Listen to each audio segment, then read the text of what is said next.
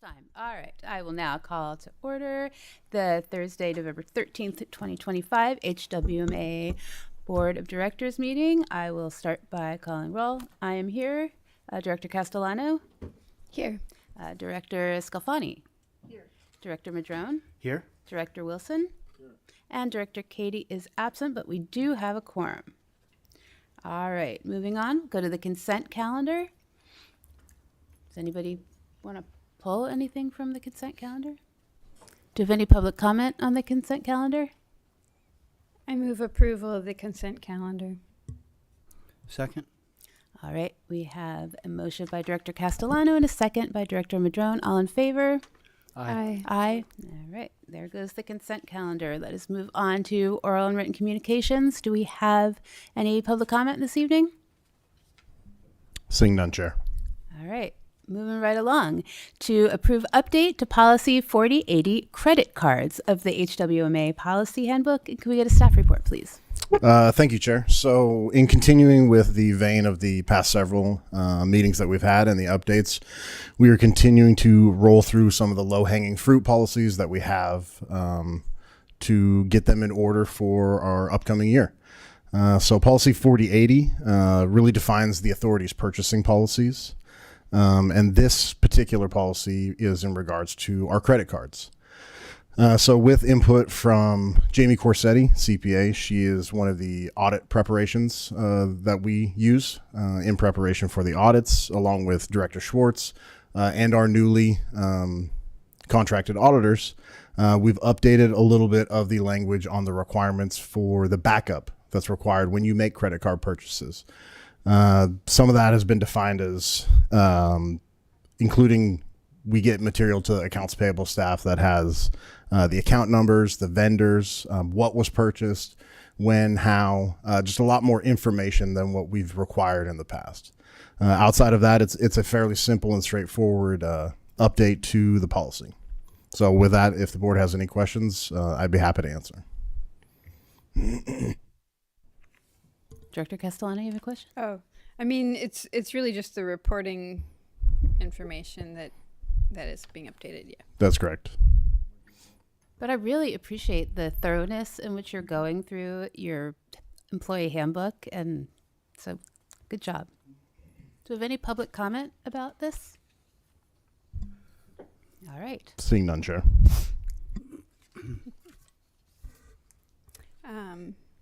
I move to review and approve the update to policy 4080 credit cards of the HWMA policy handbook, approving resolution 2026-07, a resolution of the HWMA Board of Directors updating HWMA handbook policy 4080 credit cards.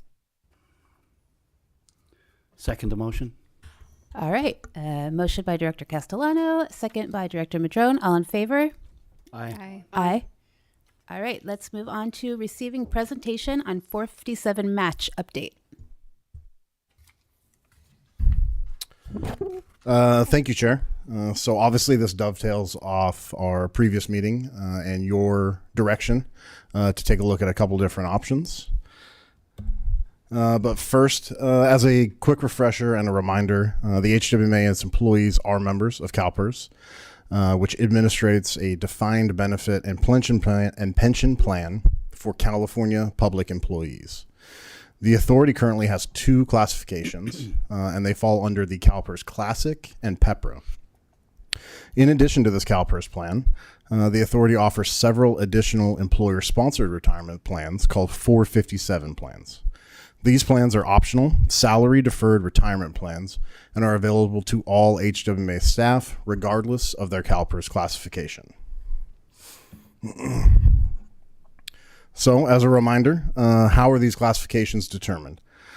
Originally, in November of 2008, the HWMA board adopted a resolution to begin making contributions to CalPERS for its employees.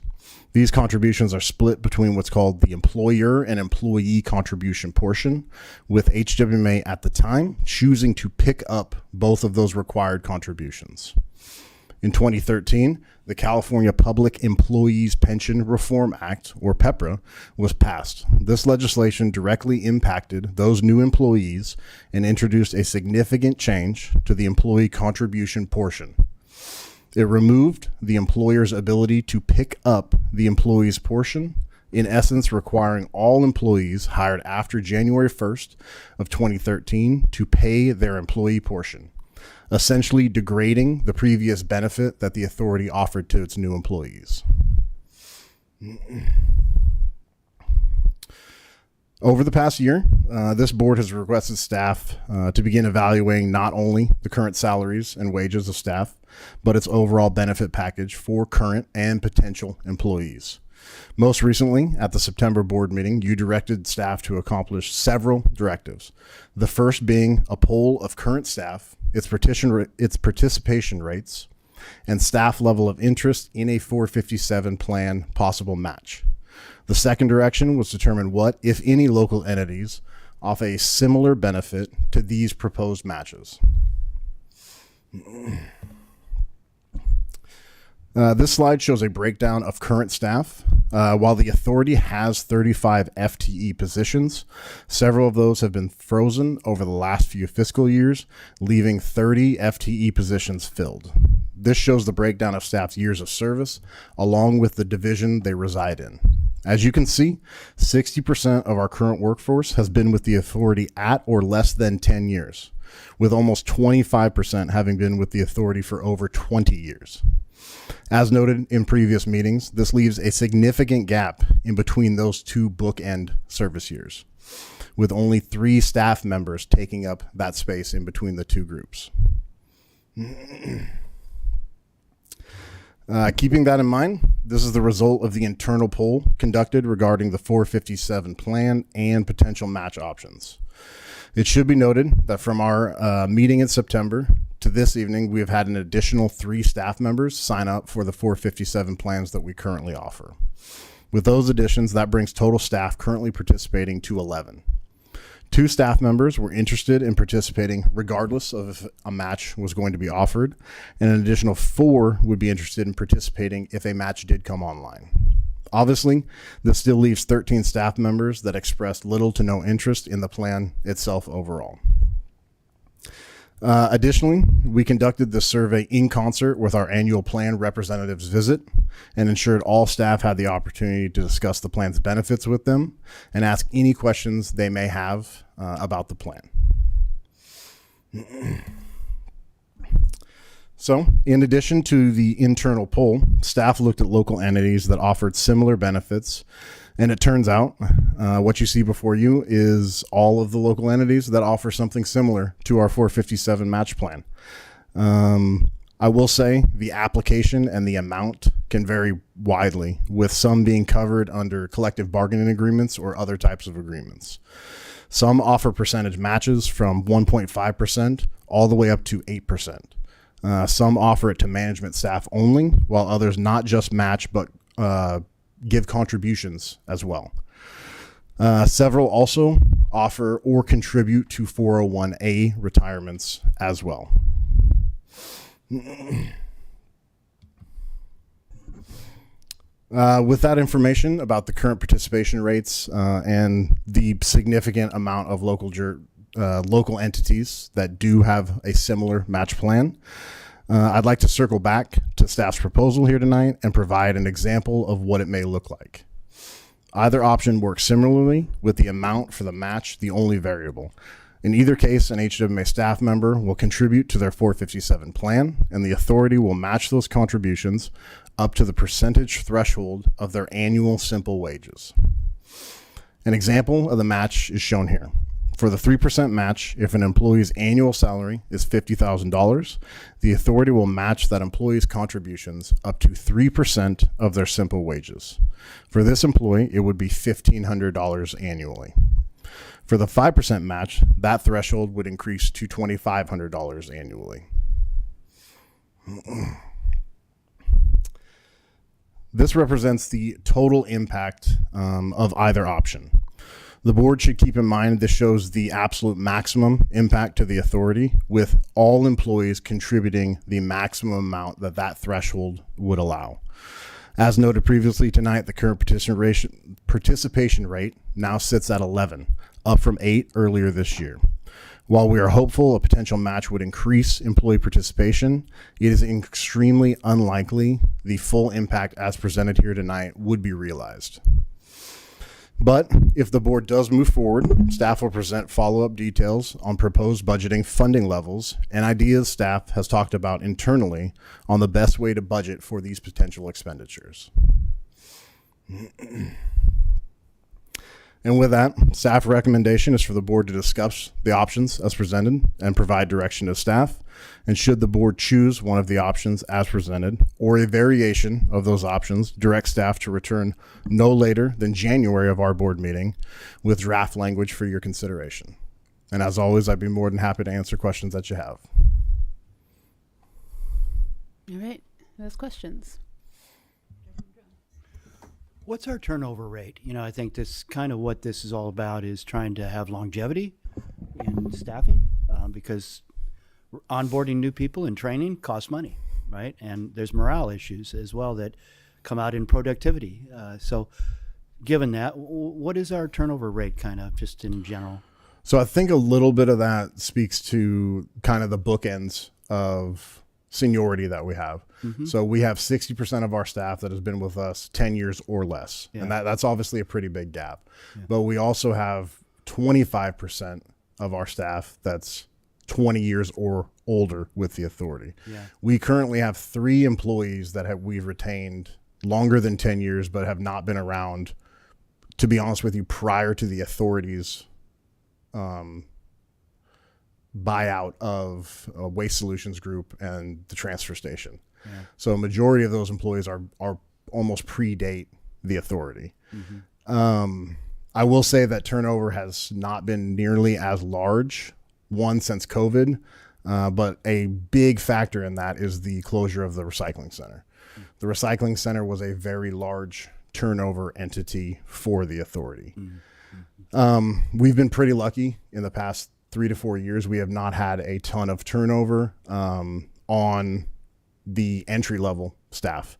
We've obviously hired new staff. We've frozen several positions as well. So if staff has left, we haven't replaced those positions. We've frozen them until the future needs of either an organics facility or something else. Mm-hmm. So it's hard to look at the last 3 to 4 years and get a real sense of our turnover rate because of how we've handled some of our staff and how we've handled our operations as a whole. But I still believe that the years of service kind of spell that out, is that we have 60% of our staff is less than 10 years. Yeah. There's that big gap that they're here for 10 years and then not many of them are going beyond that other than those that have been here for 20 years, that kind of thing. So, well, thanks. And yeah, the data is here when I look back over it and stuff. Do you think this would have an impact on longevity if we offered matching? I think it would be beneficial no matter what. I think not only would it be beneficial to increasing staff's willingness to stay with the authority because of increased benefits, it would increase our potential for bringing in new employees. It would add another feather in our cap of benefits and pay that we offer. Mm-hmm. I think just wholeheartedly more benefits is always a plus for either your staff or potential staff, no matter what. Yeah, and I think the arguments can be made that the money, as I said, can be saved in training, onboarding, morale, all those other factors that cost money, literally. And yeah, the part about the recycling staff, lower pay and pretty gnarly work. Correct. Just to put it simple, right? Okay, thank you. Thank you, and thank you for your questions. Let's see. So, and also it's really great that through part of this process, more staff have already joined in to participating, which is, I think, just an added benefit. I just want to make sure I remember correctly. Was it 2 years ago? We kind of did a 7% salary increase across the board and implemented an annual 3% cost of living adjustment. I would have to take a look, but I know for certain that we don't have an annual 3% adjustment. We developed language based off West Region worker CPI. So we take the West Region worker CPI 12-month average and we cap that at 4% or for 5%. So if it's more than 5%, anything over carries over to the next fiscal year. Okay. Anything under, they get it directly where it was at. Yes. Okay. So there is an annual Yes. adjustment. Okay. And then it seems like, though, of course, you know, like there's always ways to increase the retention rate, but at the same time, there isn't necessarily a problem or we're not losing staff currently. Yes. I would say that we are not currently losing staff, with the exception that any staff that we have lost, those positions have been triaged because we've frozen them over the last 3 years in preparation of the Yeah. organics. Yeah. Okay. And then, you know, typically things like this come out of collective bargaining processes. And so I was just curious, is that what this is coming out of, or has there been any, you know, in terms of like, you know, in other spaces that I'm, you know, participating in this kind of work with, has that been part of the process? For us? Yeah. No, we do not have a union. None of our employees are part of a collecting a bargaining agreement. No. And have like, you know, folks that are receiving benefits, is there, I don't know, I guess I'm just curious in terms of like the potential for added members. Have they been with the organization for a long time? Are they newer employees? The 4 who said that they would only join if there was a match of some sort. So they would be on the newer scale. The majority of individuals that are participating outside of the 3 that just recently were added are more senior staff members. They would be in the 15 to 20 year range, I would say. Those Yes. additional No. 4 people. I'm actually going to direct that to Director Schwartz because she's Okay. definitely going to know Okay. better than I will. In terms of the employees that would only join if there was a match, 2 of them were in the under 10-year category, and the rest of them were not. The rest Okay. of them were more senior employees. And I just wanted to also point out, if you look at this column, the 0 to 3, in terms of staff distribution, with 6 folks being hired in that group, 2 of those people came to us from other government entities, which is pretty common. And they both had existing 457 plans that they were able to roll into ours. And that was a pretty significant selling point in terms of promoting the job to them and discussing the benefits. That was a big draw for those people.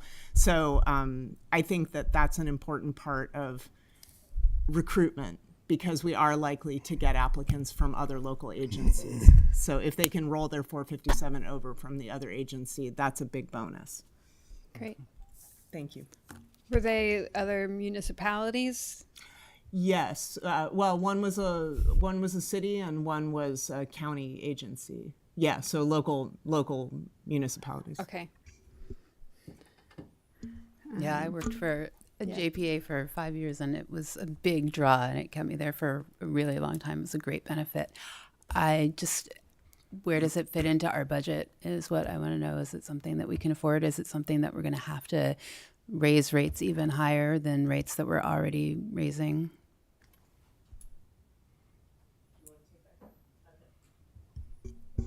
I think the best way to answer that question is to look at the slide, the total impact slide that shows how much a match would impact the tip fee, and understand that that assumes that every employee contributes their maximum amount. Every employee participates, and every employee participates to their max. Because if an employee only contributes 1%, then we only match 1%. It can be up to 3, but they may not contribute that much. And then you look at the slide that shows what our current enrollment is at about 37%. Maybe it goes up a bit to 50%. So I would look at this slide, the total impact slide, and say, it could be 90 cents on the tip fee, or it could be half that, because we may not have full enrollment. But is that on top of the increases that were already? Yes. Yeah. There's no way for the authority to absorb costs like that simply because of how we budget and how we retain money. So in general, annually, we budget to zero costs unless we need a reserve fund or a specific reason. So any additional costs are always going to be borne onto the tip fee. Now, that doesn't mean that we can't find other places maybe to shred some of that down. Maybe we need less in reserves. Maybe we need less operational, although that hasn't been the case recently. But yes, any additional expenditure is going to be borne on the tip fee simply because that's the only way that we collect fees.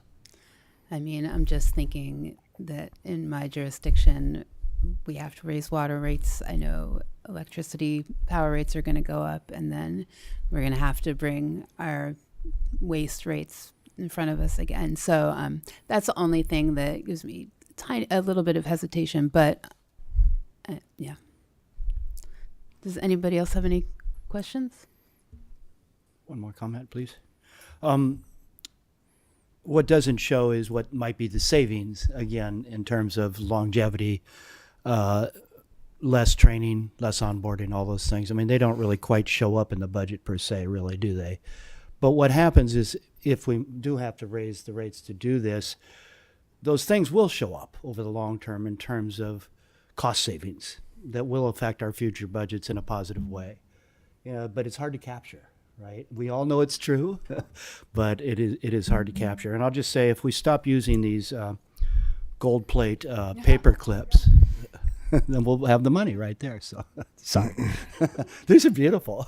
And they're not gold plated for the public, just making a joke, sorry. Yes, for all you out there watching Yeah. this very exciting On meeting. camera. Yeah.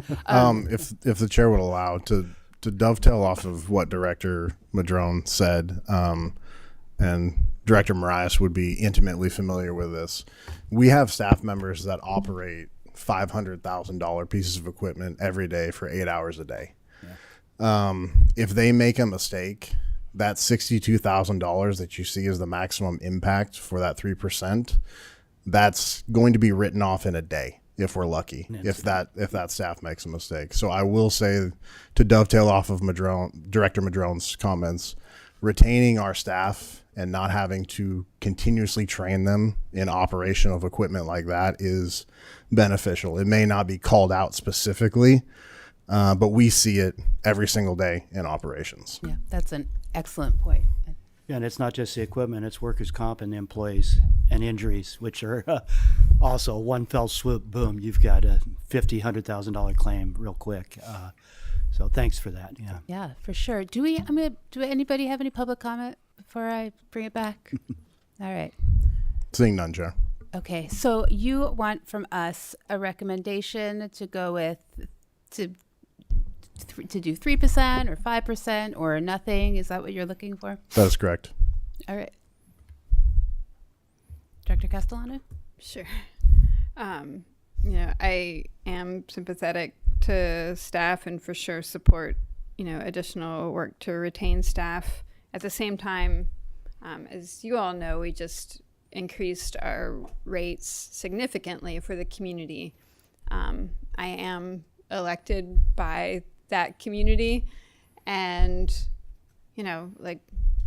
especially in the current economic climate where people's benefits are getting cut, people's food is getting cut, but at the same time, everyone's bills are going up. I don't feel like I can move forward with this at this time, and be responsible to the people in my community who are struggling financially. I would be willing to look at this again, or, if we didn't have to raise rates, but I don't feel like I can move forward with it right now, in this current political climate where like there's just a lot of economic uncertainty. You know, I mean, like we just went through a month of people not knowing if they were going to get their food benefits. You know, at the same time, like trash bills don't go away, right? You know, like just because you don't get your food benefits that month. So, you know, I'm definitely sympathetic to retention, but I also know that we've worked really hard on that over the last few years in terms of, you know, like addressing cost of living, addressing like wages, and there has been significant movement forward in that space. You know, if the economy and like this current like just kind of rise of cost levels out, I would totally be like more sympathetic. I just don't feel like this is the right time to be like, well, we're going to raise rates again, even though we just did it 4 months ago or something, you know. So I don't feel comfortable with it right now. Yeah, I'm inclined to agree with you. You know, we had on our agenda a couple weeks ago that we were going to raise our water rates, and just because of those very same reasons, we decided it was just not an appropriate time to do that. So I totally agree with Director Castellano. We can bring it back in, you know, maybe after midterms. Well, I absolutely appreciate what both of you are saying, and I feel all of those things as well. But as I've mentioned several times, I actually think there's cost savings in doing this. That's just my personal opinion. Is there a way to bifurcate this and basically agree to a 3% now, but not raise rates, and see how all that pans out? And then depend on how many people sign up, because a lot of it depends on that. Like you said, it could be 67,000 if everybody signed up at a full 3%. But more than likely, we're only going to hit half the people, so it's 30,000. That's not a lot of money, and it may very well be able to be absorbed within our existing budget. I don't know that, but I'm just wondering, would it be okay to do a two-step process here? So Not your preference, I'm sure. a couple things. One, obviously, staff would recommend to implement this in our next fiscal year. This would not go into effect now. Okay. We do have a employee benefit and rate stabilization reserve that we've never used. It's $150,000. We could utilize that reserve to do something like that, but my hesitation would be if the board moves forward with that and I don't want to provide a benefit or provide something that then gets taken away in short term, if that makes sense. So we do have a mechanism to test the waters, I guess, but the issue is no matter what, at some point in time, it is going to be a net additive to the tipping fee. Yeah. There's not really a way for us to avoid that. Understood. Well, thanks for that. You know, being a county representative, we have a lot of unions. Almost everybody's unionized in the county. Not everybody. Some don't join the unions. But for the most part, they're there. And I got to say, if we were unionized, I don't think this would be even a question of offering this benefit. It would be pretty automatic because the union would demand it, frankly, as part of their compensation package and stuff. And we'd probably have to go along with it. I wish we could go ahead and do this, and I would be supportive of doing that, but I don't want to make a motion that's not really supported by the rest of the board. I do appreciate the efforts here, and I'm thinking, you know, under the board member reports, I was thinking it'd be nice to get an update. I'm jumping ahead, apologies, on where we're at with organic green waste, with green waste itself, with recycling, with all the pieces to the puzzle that this district is really, you know, dealing with. And for a while, we haven't really talked about that stuff much. You know, some of it, the state delayed because of the supply chain on getting the trucks and this and that and everything else. But it'd be really neat to get that update, and maybe as part of that, reconsider this item at that time, because I'd like to kind of catch up with the big picture. I was off this board for a little while, and maybe you guys were getting updates and stuff, but it would be valuable, I think, for the public and for us to kind of get caught up with where we're at on all those pieces, because those are absolutely going to affect all kinds of things like budgets and staffing and facilities. all Yeah, that. and So that's- the that- I suggestion. mean, that that's a- maybe we table it temporarily, do that update, talk about that, and maybe then decide to bring this back or not. We did request that at the last meeting updates. For we those did. Yeah. things, Okay, great. Yeah, and so that will be coming in January. Oh, great. We Okay. do have the RFP as well out for the feasibility study that we should have back and most likely have results by the January board meeting as well. Yeah, Okay. and I do feel like organics, that's a whole other thing that will Oh, add to be. So I'm going to say let's not go forward with this right now. If I was just curious, is how you arrived at either a 3 or a 5%. Is 2% an option? Well, I think obviously we always leave it up to board discretion as well. Staff makes a recommendation. 3 and 5% were kind of the normal-ish ranges that we looked at. Like I said earlier, they ranged from anywhere from 1.5% to 8%. So traditionally, 3 and 5% seem to be the most common that we looked at across the state as well. We had one of our 457 reps give us information in the early stages on other entities and reached out to them as well. And then we took a look, obviously, internally or locally, as this board asked. But we always have at board discretion as well. You're free to make any changes or alterations to staff's recommendations as you see fit.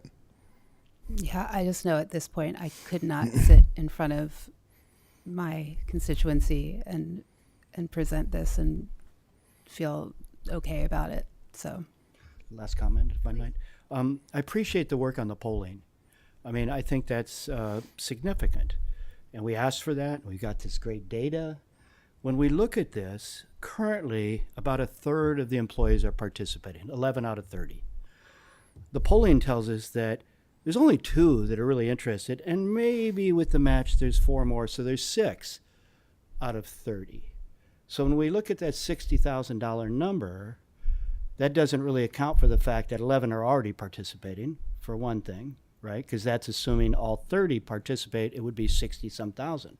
But we're already paying for the 11 at this point already. No, No, we don't No. have any match with them. They're participating, but we don't have a match. they're participating, but we do not On their match. own, they're participating. That is They'd correct. love a match. Yeah. But they're, Yeah. okay, so it really is 60 if it's all 30. But really what we're looking at here is maybe 16, a little over half. So we're looking at $30,000 here, right? That's the number we're looking at. And I agree, we did just raise rates. People are hurting. And that's a all big that. if. But again, I Yeah. mean, the reality is that it's not 60 probably, based on our polling, if that tells us anything, which we asked for it. Those are the results. So, but again, I think the board majority is probably leaning towards not wanting to do something right now. I respect that. And Director Wilson, did you have anything you wanted to add? Well, I just,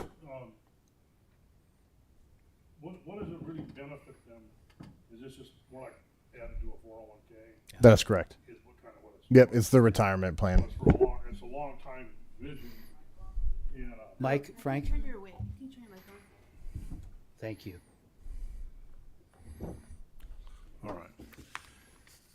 So it's the longer picture, and the group that's in there that's members of it. I'm not sure if I'm following this graph right. How many are under the 10 years or the 15 years? Are we adding those all up down here at the bottom So the top numbers are just a dispersion of our of the year? years of service and the divisions. And the bottom is just simply a poll of currently participating, those interested and interested with a match only.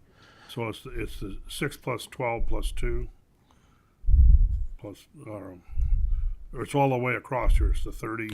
That's the total employees that we currently have, the 30 FTE filled. That's our total employee And the count. 37% are currently participating. That is correct. I actually don't see it was some of the stuff that was brought up about what we want to, some issues we want to resolve. I don't see it being an issue to wait, like we're going to go in January, we're going to get a better update And so actually, I guess I'd say it's kicking the can off, but I don't think we're gonna lose employees over the fact. I would just assume maybe that we wait to January and see what we're doing, rather than jump ahead here and get this up and get a handle on our next budget, what we're talking about raising, because ultimately we're looking at raising tipping fees is what we're gonna do to support this. Yes. And you know me from before. Some of this stuff is on this garbage thing. I just think is going to get expensive. We want to treat everybody right, but it's tough. It's a tough call. I just assume wait, make it simple for right now, at least till January, and see where we are. Do you need any more direction from us? I don't believe so, Chair. Thank you. All right. Anybody have any final words before we move on? All right. Thank you for a robust discussion. I appreciate that. All right. Let's move on to board member reports. Does anybody have anything to report? All right. Let's move on to executive director report. Thank you, Chair. So as mentioned earlier, we have the organics processing feasibility study, RFP, currently out and circulating. We expect that back by the end of the month, and we expect to have a chosen proposer probably to you by the January board meeting. Additionally, at the January boarding, we will have Director Marias, our operations director, giving you another look inside an operational activity and just keeping you abreast of what we do on a regular basis. Other than that, that's it, Chair. Thank you. I really look forward to that. Thank you. Yeah. And we have no meeting in December. So happy New Year, I guess. And I will adjourn this meeting. Thank you.